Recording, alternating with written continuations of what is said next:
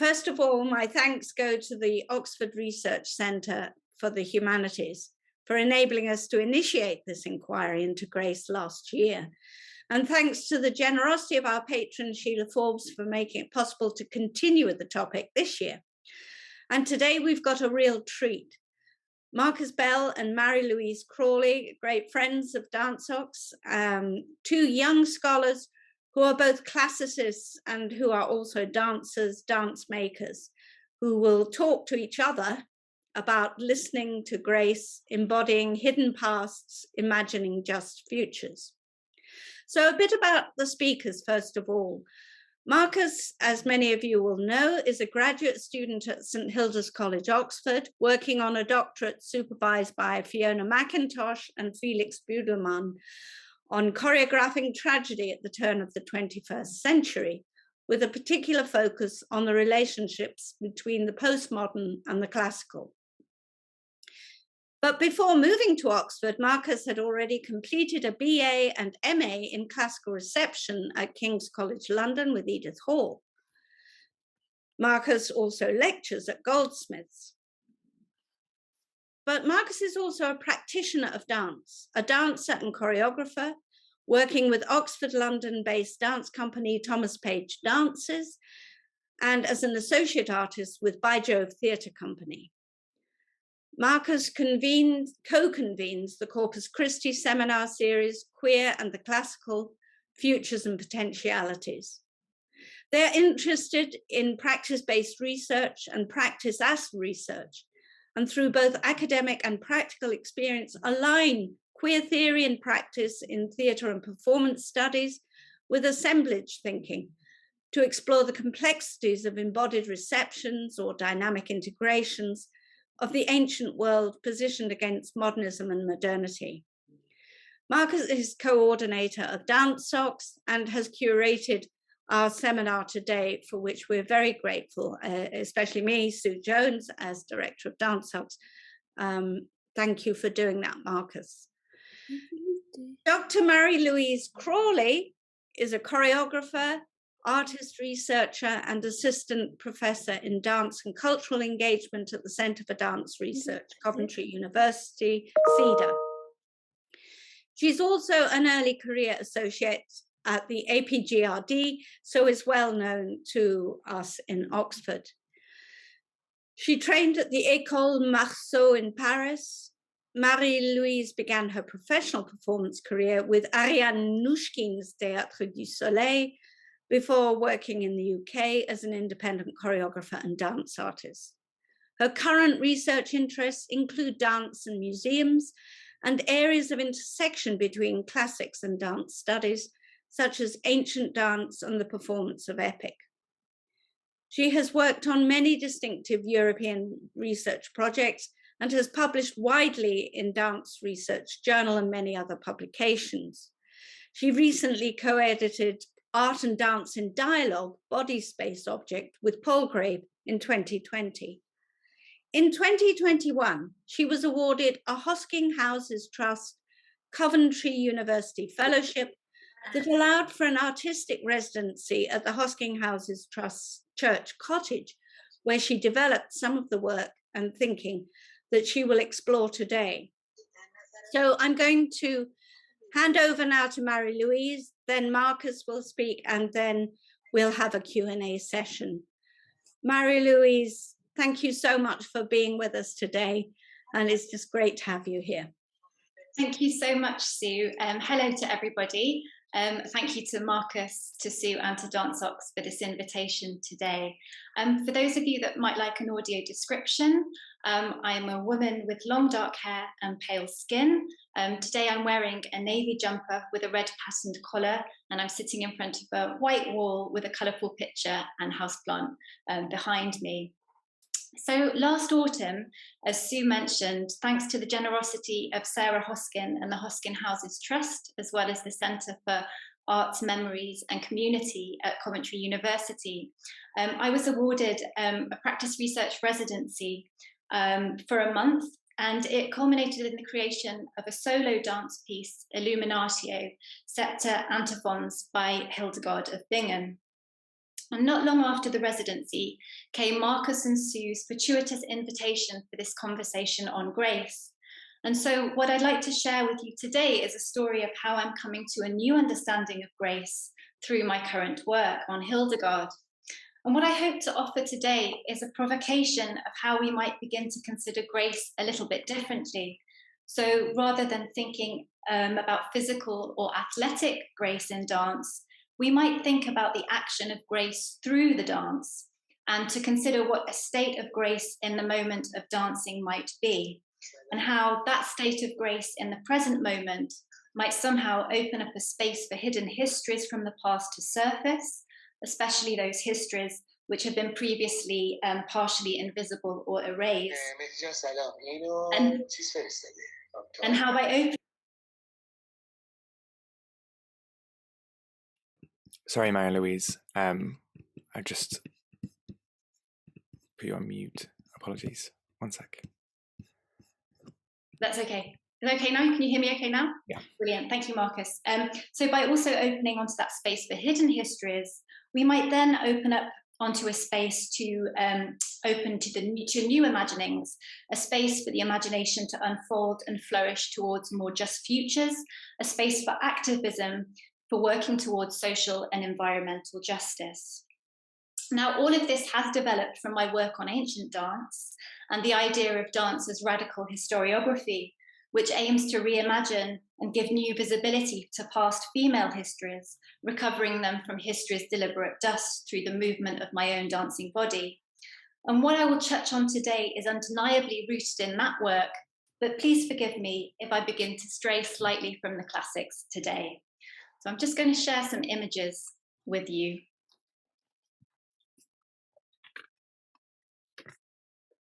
Okay. The 22nd of September, 2021, autumn equinox. The September air is clear, the first hint of autumn in the falling leaves. This morning, as I have done most mornings while I have been here, as dawn breaks and the light begins to filter the translucent green through the laburnum leaves outside the upstairs window, I creep out into the quiet and wander the short distance from the cottage down to the river. In stillness, I watch the mist rising from the water, drifting in a partially invisible dance. In stillness, I turn to the rising sun, waiting for the moment when through the mist, the light will fall and warm my face. As the sun rises higher, I tilt my face to the light and I breathe. I think of the balance of the equinox, day and night equal in length. I think of grace and gravity, the balance of the dance poised at T.S. Eliot's still point of the turning world. I think too of Monsieur Marceau, my teacher, the anniversary of whose death also falls today. His art is so present in the gestures of the dance that I have been making this past month. I sense how these gestures fall through time and space, transmitted body to body, and how even if they are caught at certain moments, they are never completely fixed, but continually transform into something else. It has been almost 20 years since the last time I was in the studio physically with Monsieur Marceau, but the movement, the breath, the gestures continue to ripple through time. I think about this transmission of gesture, of stories and histories through the years, through the decades, through the centuries. I think once more about dance as what I have called radical historiography, an act of disremembering and remembering gesture, narrative, history, an act of recovery, of reimagining, of co-creation with a historical past, or even perhaps, I think, as the sun continues to rise and the earth continues to spin on its axis with one's own history. So in September last year, I was offered a practice research residency at Church Cottage in Clifford Chambers, a tiny Warwickshire village a couple of miles outside of Stratford-upon-Avon. My proposal for the residency was to make a dance work about Lady Godiva. Now, the story of Lady Godiva, riding naked through the streets of Coventry, covered only by her hair, is well known, and her legend was first chronicled by Roger of Wendover in the Flores Historiarum in the 13th century. In the current time of contested and falling statues and bodily protests, I had been drawn to Godiva by the idea of the female body, fully embodied and empowered as a site of protest. In particular, I had wanted, through solo dance practice, to reinterrogate Godiva's act of bodily protest as already depicted through gesture, sculpture, and monument in local and regional museum collections, using the Discover Godiva collection in the Herbert Museum and Art Gallery in Coventry as a basis for such a re-examination. So Godiva's naked ride was in fact a protest against the unfair taxes that her husband Leofric was imposing upon the people of Coventry. And so this work on Godiva would contribute to my practice research project, Monumental Bodies, Monumental Acts.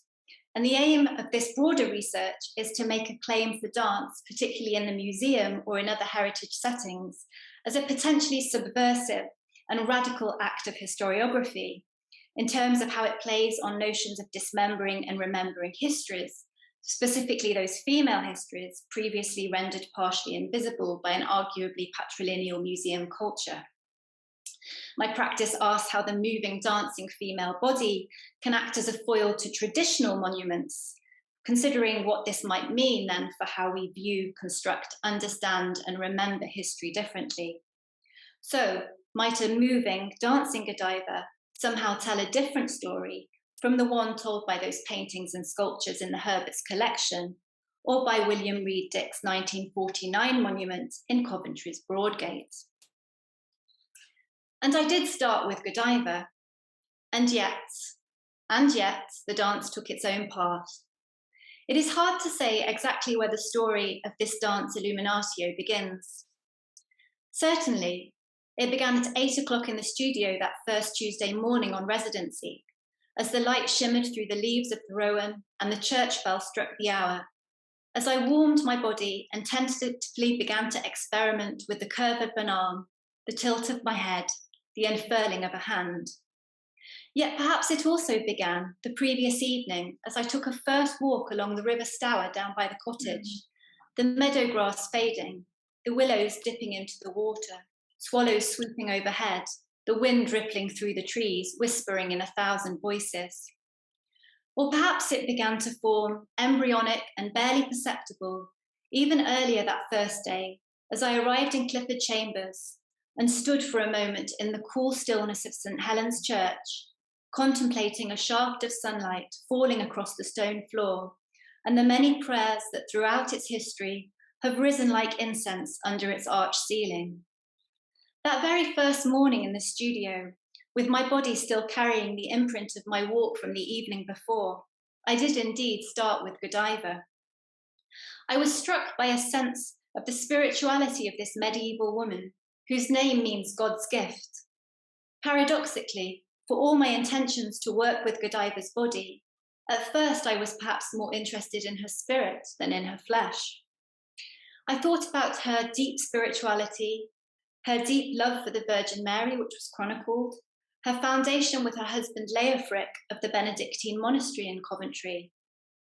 I thought of the Benedictine hours and of the rhythm of creation, of day and night. I thought of the cycle of the seasons, the cycle of prayer. Alongside these thoughts, I also looked to the painted and sculpted images of Godiva in the Herbert's collection. And amongst the collection, it was Edward Landseer's painting, Lady Godiva's Prayer, which in particular caught my eye. Despite its romanticism, there was something about Godiva's gesture in this painting before the naked ride, her arms open wide in prayer, her head tilted upwards to the sky that spoke to me. The gesture of prayer, the openness and vulnerability of a woman in prayer about to undertake a ritual of penitence, in protest and for the good of the people of Coventry, began to move me as I moved my own body in response to Godiva's gesturing body, trying out the curve of the hand following the falling motion of hair, an arm stretching up in petition, in prayer. In this first tentative movement exploration, there was also something about the remembering of ritual gestures of prayer, gestures that themselves mirrored half-remembered statues glimpsed in flickering half-darknesses of churches. There was something about the ways in which memory and prayer are somehow bound up together. Alongside this movement phrase that I began to call Godiva's prayer, I also played with improvising movement responding to lines of Sylvia Plath's poem Ariel. White Godiva, I unpeel, dead hands, dead stringencies. The physicality of Plath's poem propelled me into movement. Taking Plath's language as a prompt, the movement phrase continued to take form as I started to consider the interplay between text and movement, between poem and dance. This was a first hint of something that would become key to the whole process of making the work that would later become Illuminatio, a practice of translating, of transposing, of filtering text through the language and grammar of the body, as well as through the very act of choreography, of writing the dance through time and through space. Now, as we all know, the exploration of interrelationships between text and dance is not by any means a new venture. The interaction of dance and literature itself has a long history that I won't attempt to outline here. However, what is important to note is that it is no longer sufficient to rely on a simplistic binary of dance as non-textual and literature as disembodied. As dance scholar Sabina Hushka states, writing on reenactment in dance, quote, "It seems hasty to limit our understanding of dance knowledge to its position as the topos of embodied being. Implicitly, its complex disposition unfolds between bodies and words, between bodies and writing, between bodies and images," end quote. This unfolding of body to text and back again, and of body to image and back again, points to how exploring the interactions between dance and text can open up new possibilities for investigating philosophical and methodological problems concerning historical time and space. In my choreographic practice, I am intrigued by the idea of how to give flesh to a text, of the idea of dance as the incarnation of text, the idea of how a text and a history can be remembered differently through the dance. So, back in the tiny studio of Church Cottage, as the wind danced in the rowan leaves and the work began to unfold from painted imagery and representations of Godiva in the visual arts to the written word, a second shift occurred. This was a leap from Godiva to another woman born not long after Godiva's own death, far away from Coventry in the Rhineland of Germany. This woman was Benedictine nun, poet, composer, visionary, and saint St. Hildegard of Bingen. Having been determined to find a way to translate the language of Godiva's prayer into dance, I now began to investigate the writings of Hildegard, listening to several recordings of her antiphons, reading them both in Latin and in their existing translations in English, and then improvising movement after reading. Something began to blossom. The first segment of movement that I had tentatively entitled Godiva's Prayer, the gestural sequence exploring invocation, began to expand. Alongside Godiva's invocation for courage came one of Hildegard's invocations to divine wisdom, O Virtus Sapientiae, suddenly inextricably interwoven with it. And so began another stage in the process, an act of multiple translations, translating words from Latin to English, sensing the weight and the feel of them, and then translating them into movement, into dance. The 14th of September, 2021. Outside the studio, the rain is falling. As I move through the glass, I glimpse the rain falling. I catch the wind shaking the leaves of the rowan in the churchyard beyond. All this is making its way into the dance. The river beyond the garden, the early morning sunlight, the rain, the wind in the rowan. In some ways, this is becoming an elemental dance. I listen attentively to the silence and then to Hildegard's music. The song ripples through the air and through my body, language dissolving into movement. I am trying to develop a language for these beautiful antiphons. The Latin resounds within my body. I begin to sense a vocabulary emerging, to sit alongside Hildegard's vocabulary, gestures to express Virga, Florens, Deus, Aurora, Matrix. I feel the Latin in my body. I sense the deepening repetition in Hildegard's language across different antiphons, pebbles tossed into river, ever widening ripples and circles. I have a memory of first listening to Hildegard's music. Maybe I was 17 years old, delighting in the sound of her particular Latin, trying to catch her particular turn of phrase, simple but beautiful in its simplicity, without any unnecessary ornamentation stripped back. Now this same simplicity seeps into my body. I am working on a translation into English, but I feel that there is a deeper translation happening within the body. It must be simple, stripped back, almost nothing. I think about what it means to dance this language, this phrasing, this musicality. I think about illuminated medieval manuscripts, the manuscripts that we no longer have, those that have been destroyed, lost to us. I think about the manuscript of the body. The church bell strikes midday, the Angelus bell, and I stop. The movement pauses, and there is a moment of stillness, of listening to the wind and the rain before I resume the dance. I see Hildegard walking her shaded cloister in joyful song, a cloister dance held tenderly in stillness, enclosed yet opening up onto the world. I think about how each of her sequences is a vision, its own vision, shining like a jewel, but how the visions speak to each other across time and space. I suppose that what I'm actually thinking about here is an act of multimodal translation. In making Illuminatio, I've been constantly shifting between text in Latin and in English, as I then attempted my own translations to support my choreographic writing, images, digitalized images from medieval manuscripts, music, Hildegard's own compositions, and dance, and back again, in a continually evolving process. For me, this goes beyond established traditions of ekphrasis or iconology, and in fact becomes much more than translation or a series of translations. It is a continual transformation, a constantly shifting, dancing feedback loop that feels in some ways more akin to an act of co-creation, a call and response between Godiva, Hildegard, and a 21st century dancer moving in a studio in a little village in Warwickshire. So while at first it might have seemed quite a leap from Godiva to Hildegard, I somehow feel that it is fitting that in this dance work, conversing with Hildegard's divine feminine and her foregrounding of the place of the female body in creation history, with its idea of woman's body not only as the ultimate bartering tool, but also as creative force, that this developed from my initial movement explorations of Godiva's prayer.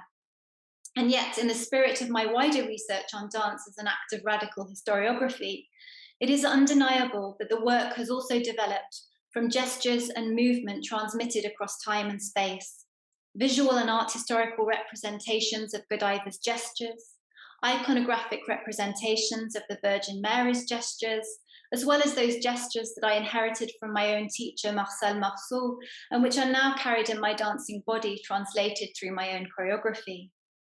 These are translations, and yet they are so much more than translations.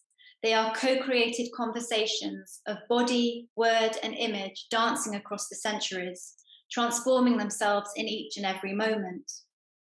I must also say that while they are alternative monumental bodies, these are also elemental bodies, for entwined with Hildegard's chants to the glory of creation of the natural world, to the creative force of the universe, to what she calls viriditas, to divine wisdom, is the expression of that very creation in my own dancing body. It is the reflection in my dancing body of my memories of a physical place, a bodily translation, a transformation of the memories that I gathered during the residency and that I took with me when I left Clifford Chambers.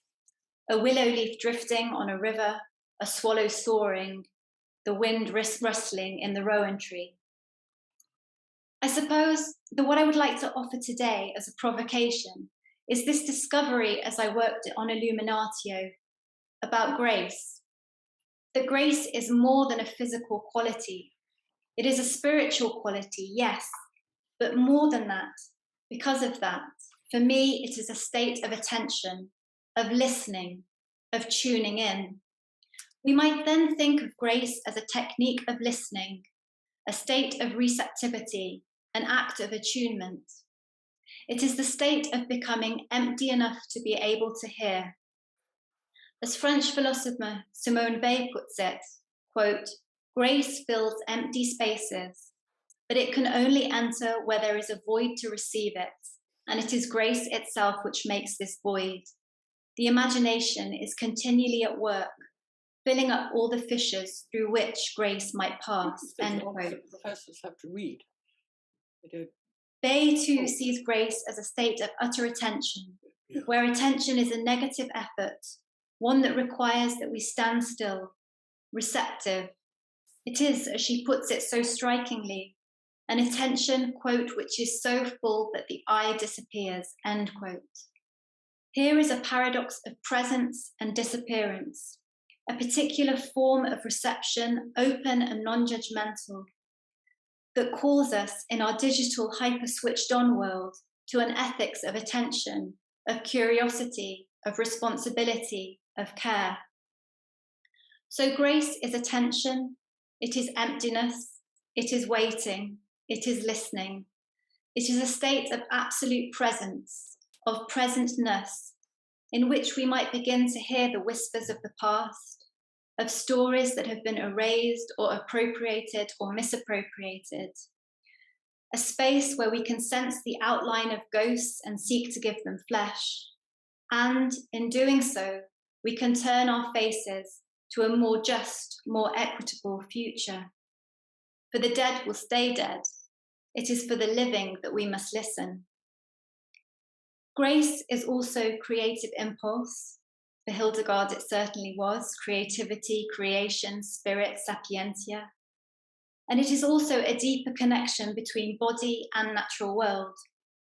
At Clifford Chambers, finding my own dance language to converse with Hildegard's, I was also encouraged to listen to the natural world around me. After a summer of wildfires and devastating storms, the earth crying out in protest at the injustice we are doing against her, this learning from Hildegard to pay attention to the natural world, to its rhythms, to its ebb and flow, this state of grace enabled me to create, to coin philosopher Arne Ness's term, my own dancing ecosophy. Through grace, through listening, through being present and attentive, to begin to learn to imagine a more just and, as Hildegard might have put it, harmonious future. Wednesday, September the 23rd, 2021. The season is turning. The poplar trees are turning from green to yellow. I sense the turning of the season, of the world, of creation. This too finds its way into the deep ritual of the dance. The dance follows me on my daily walks. It pours itself into them. The sun dipping, sky gold ablaze behind the row of oaks by the ploughed field beyond the village. Dappled shade by the river, small fish gliding, dragonflies darting. I open my arms wide to the cloudless blue overhead, and I dance in the grass, the wind on my face. I dance to the inner music of Hildegard's chant, to the sound of the breeze in the willow trees and to the birdsong. I dance to the haws and the hips and the ripening sloes. I dance to the russet-coloured, scalloped-edged wings of a comma butterfly that hovers to rest next to me. This dance is formed of this place and of this play of stillness and motion, of sunlight and shadow, of sunrise and sunset. I think again of the Benedictine hours, of Hildegard and her sisters walking, dancing, and singing in the cloister. I think of how my dance is formed of the hours of this place, the movement of this tree, this cloud, this river, this breeze, this breath.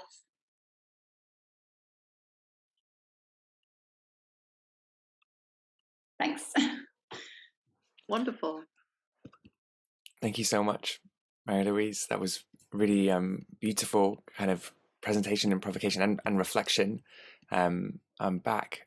if it's okay, I might kind of jump straight in and go on to what I'll say. And I want to think in this about a bit more about Simone Weil's Gravity and Grace. And I want to think about the moment that we currently find ourselves in within the kind of world, within the globe. The moment of, the moment of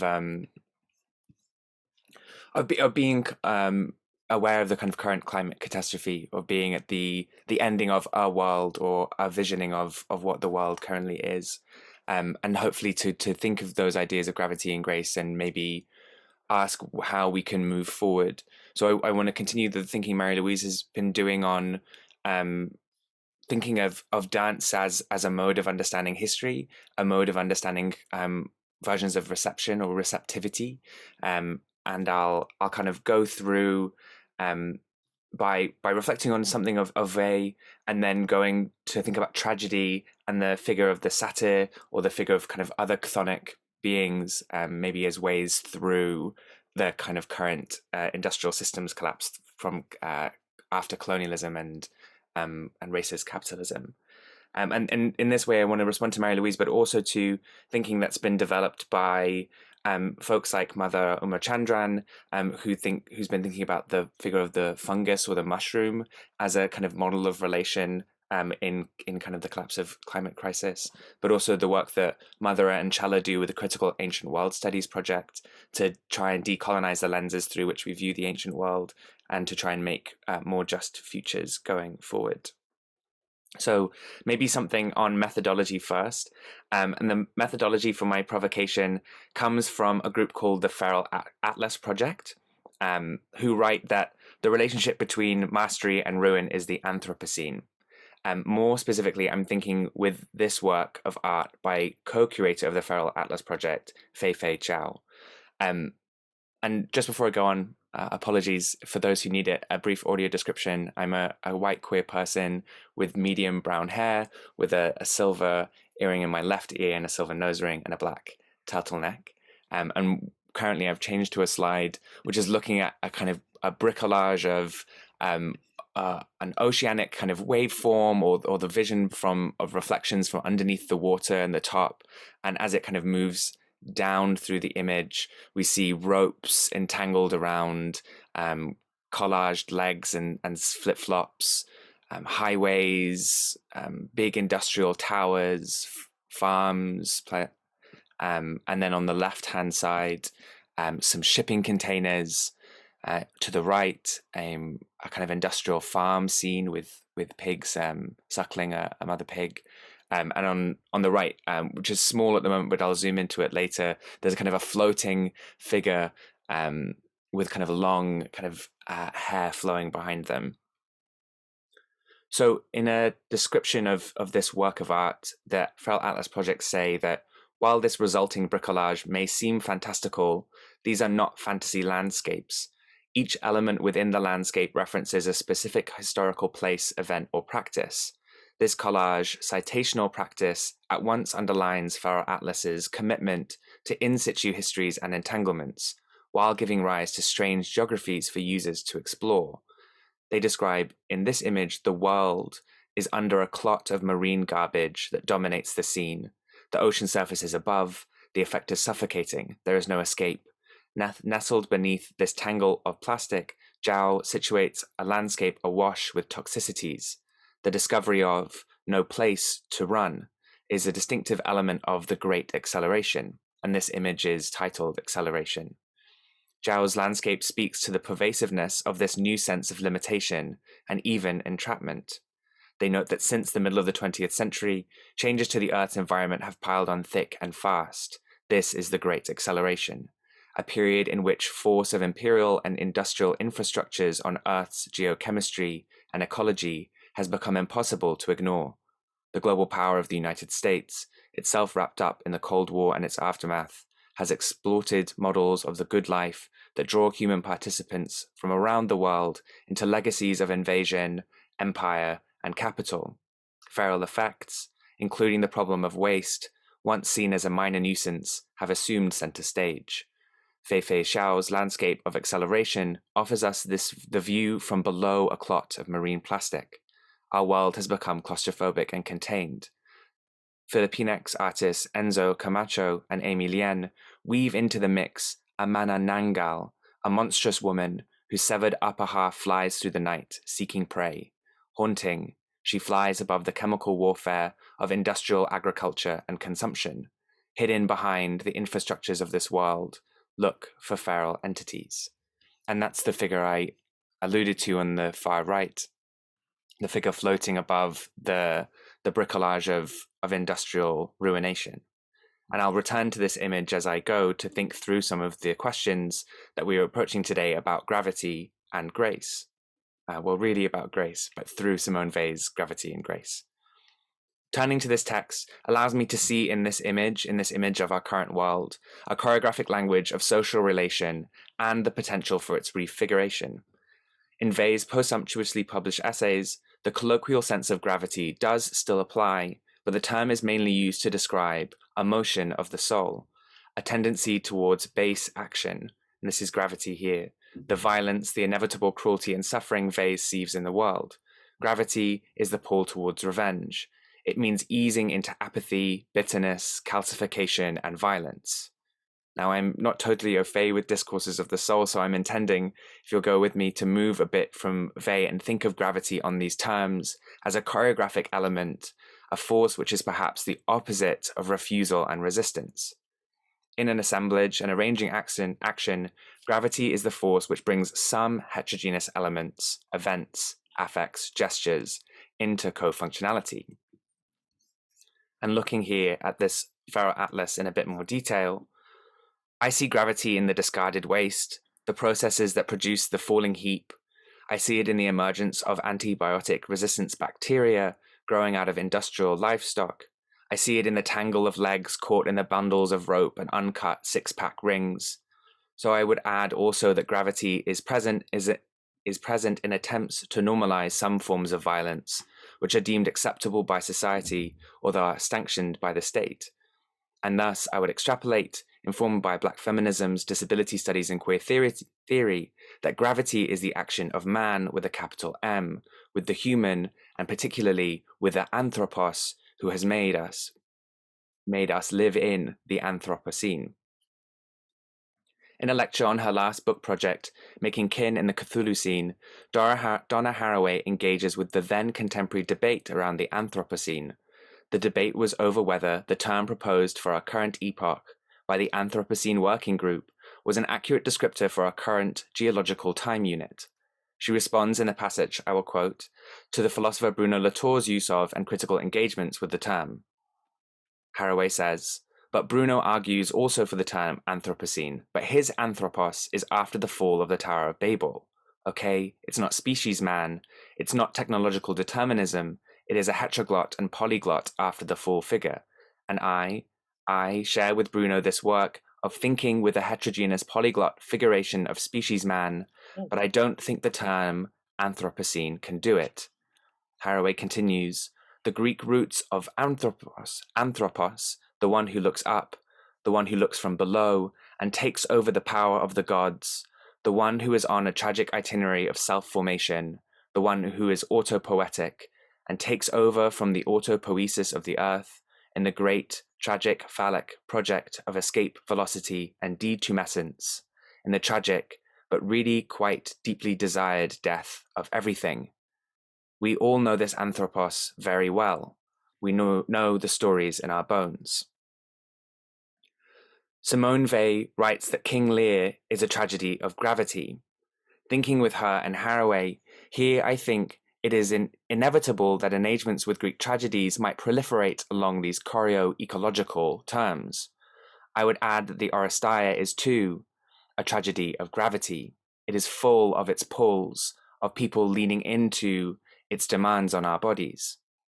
Orestes and Electra kill their mother, for killing their father, for killing their sister, for wind to sail to Troy, to kill thousands, to enact force, in Weil's reading force, that violence which turns human beings into things, to kill in the name of Menelaus, who wants his Helen back, who was taken by Paris, who is given to Paris by Aphrodite, Helen, whose sister waits for 10 years for her husband to return before trapping him in the bath under a net and taking an axe to him for killing their daughter, for the death of their firstborn, for lying to her, for gravity.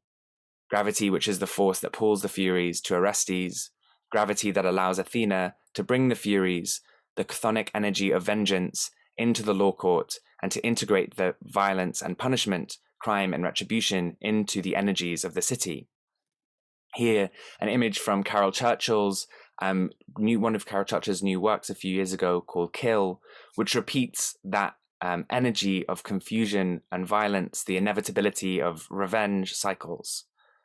We can see the choreopolitics of this tragedy dynamically integrated into Haraway's description of escape velocity and detumescence, in the deeply desired death of everything, in the material processes which have terraformed our Earth, in the plantation, in the Capitalocene. Therefore, gravity is a process of ruination. Linking in tandem with Haraway, Anna Tsing has written on the ruin or the current state of our world, written too on those continually repeated stories of escape velocity and detumescence.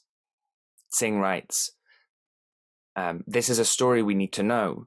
Industrial transformation turned out to be a bubble of promise followed by lost livelihoods and damaged landscapes.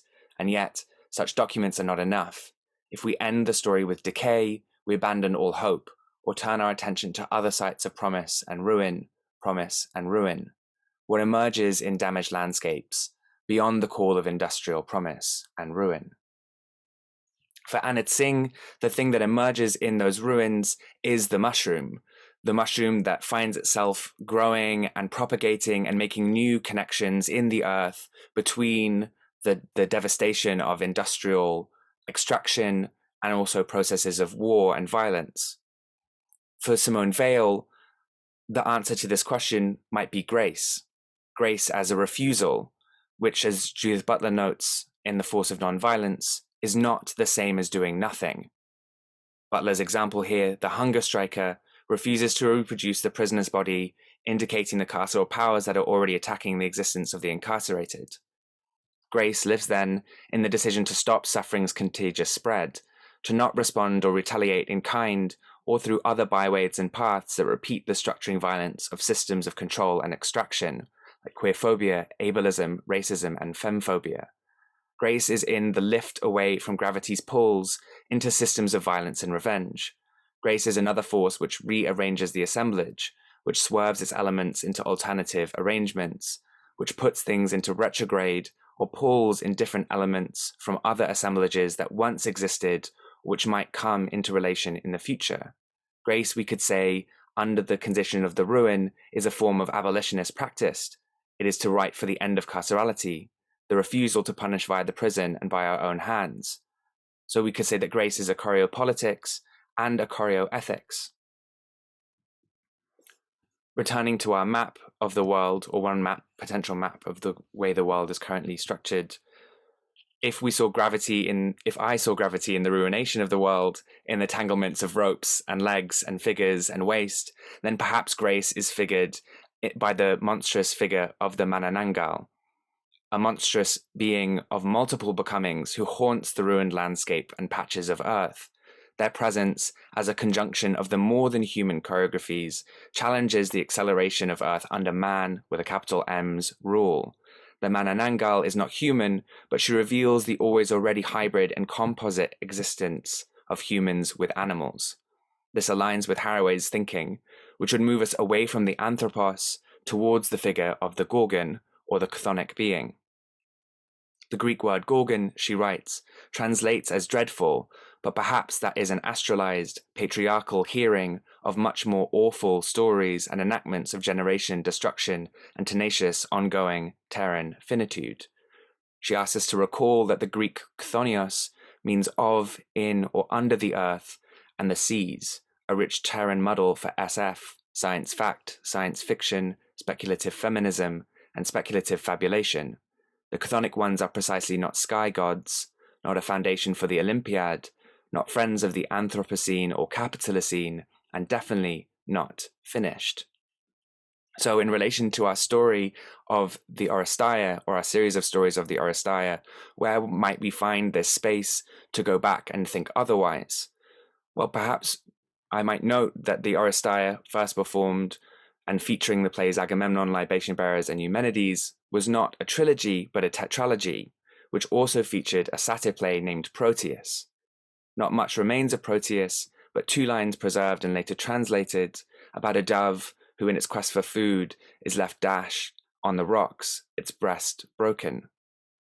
Some people have, and we could speculate about what happened in Proteus. Maybe it's a performance of Book 4 of the Odyssey, where Menelaus, on his way home from Troy, ends up stranded in Egypt because he has not performed the correct rituals, and the gods have quelled the wind he would need to sail.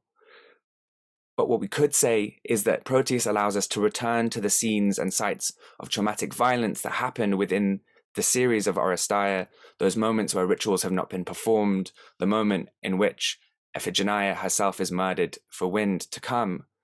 It allows us a sense of returning to, but considering it in another mode, in another light, in another genre, one of ribald humor, of intoxication, and of leaping and dancing in the face of terror.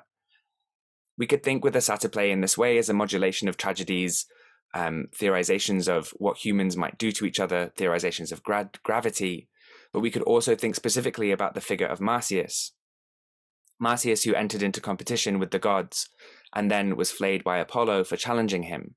Marsyas, who made an act of disobedience against the ordering of sky gods and earth gods, of sky beings and chthonic or earthly beings. And in doing so, I think maybe we could turn to Marsyas as a figure